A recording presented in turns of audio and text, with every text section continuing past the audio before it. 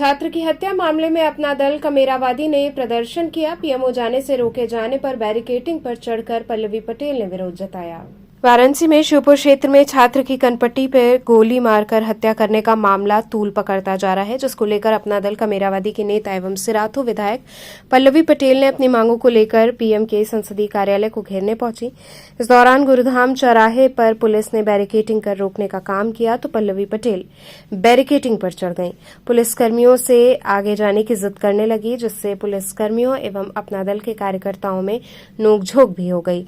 इस दौरान डीसीपी गौरव अंशवाल एवं कई क्षेत्रों के एसीपी मौजूद थे। इस दौरान अपनी मांगों को लेकर एडीएम आलोक वर्मा को पत्रक सौंपा और कार्रवाई की मांग की। इस दौरान मौके पर मौजूद महिला व पुरुष पुलिस कर्मियों के साथ धक्का मुक्की व अभद्र भाषा का प्रयोग किया गया। विधायक व उनके समर्थकों की वजह से गुरुधाम चौराहे पर यातायात व्यवस्था बाधित हो गई। इसके चलते आमजन को कठिनाइयों का सामना करना पड़ा और शांति व्यवस्था बाधित हुई। समझाने बुझाने के बाद भीड़ किसी तरह शांत हुई और सभी को वापस भेजा गया।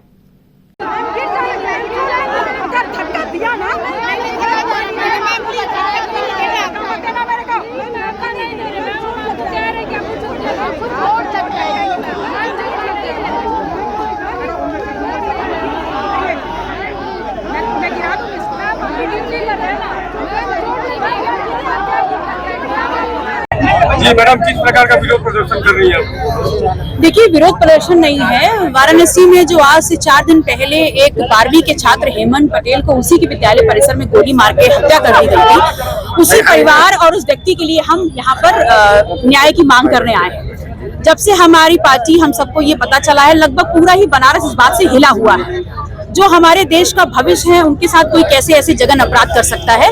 और इस बाबत हमने 3 दिन पहले भी धरना प्रदर्शन करके मांग करके एक मांग पत्र दिया था। हमने जब प्रशासन से उसमें अपडेट मांगना चाहा है तो हमें कोई भी अपडेट अभी तक नहीं मिला है। बल्कि सबसे ज्यादा अचरज की बात यह है कि जिस प्रकार से एक जो सदमा का संरक्षण प्राप्त अपराधी है, जो सामंती सोच का व्यक्ति है, उसने कैसे दिन दहाड़े पिछड़े पटेल समाज के व्यक्ति को गोली मार दी और उसके बाद अभी तक जो है वो कार्रवाई सुनिश्चित नहीं की गई है।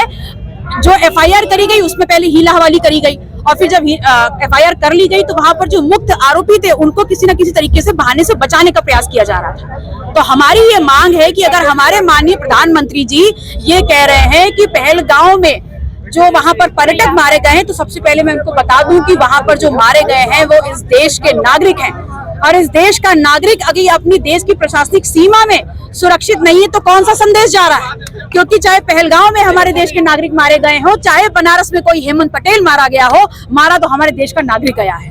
अगर वहां पर गुनहगार, हम ये बोल रहे हैं कि वहां का जो गुनहगार है उसको शरण दे रही है, उसको संरक्षण दे रही है पाकिस्तान, तो यहाँ पर हेमंत पटेल के जो हत्यारे हैं उनको क्या भारतीय जनता पार्टी संरक्षण दे रही है?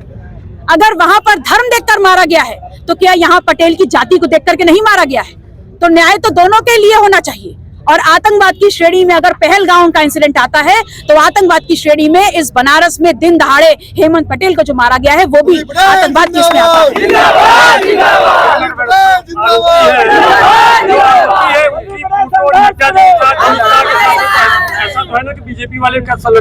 देखिए, मैंने इसीलिए कहा कि ये बहुत बड़ा अपराध है और जिस प्रकार से 96 घंटे होने के बाद भी अभी तक कार्रवाई नहीं हुई है, इसीलिए मैंने अपनी बात को शुरू करते वक्त कहा कि सत्ता संरक्षक अपराधी और एक सामंती सोच का व्यक्ति जो अपने रसूख का इस्तेमाल कर रहा है, तो उसके रसूख का अगर इस्तेमाल कर रहे हैं तो भारतीय जनता पार्टी को इस प्रदेश की जनता के सामने आकर के बताना पड़ेगा कि क्या संबंध है आपका उस हत्यारे से। और अगर संबंध नहीं है तो फिर यहाँ पर पुलिस प्रशासन के ऊपर किस प्रकार का दबाव है कि अब तक जो आरोपित उनको पकड़ा नहीं गया, उनके खिलाफ कार्रवाई नहीं हो रही है।